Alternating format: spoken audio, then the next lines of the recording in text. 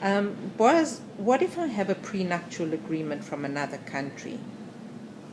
Yes, well, first of all, before I answer this question, it's important to understand what makes a prenuptial agreement valid.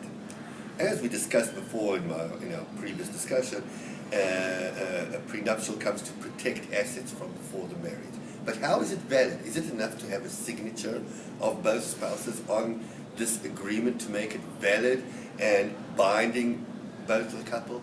Well, here in Israel, a prenuptial agreement is not valid unless it is notarized. That means a notary has to authorize this agreement after understanding very clearly that both the husband and the wife understood, this future husband and wife, understood the meaning of this agreement.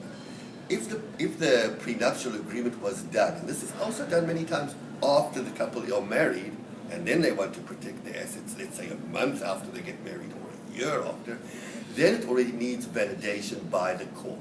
It's not enough to be notarized. And now I come to your question. What happens with a prenuptial agreement which was authorized in another country? Well, basically, here we have to relate to the law in Israel for enforcement of foreign verdicts. There's a specific law, it's called in Hebrew, Chok Achifat Piskei Chutz, which means what is needed for a foreign verdict to be valid. And basically, according to the law in Israel, if the law in Israel recognizes a foreign judgment or a foreign agreement, if it was given by an authorized court in that country. So, the same goes for a court decision, and the same goes for a prenuptial agreement. If this decision / agreement was done through an authorized authority, then the authority here in Israel is bound by it. So the same thing goes for a prenuptial agreement.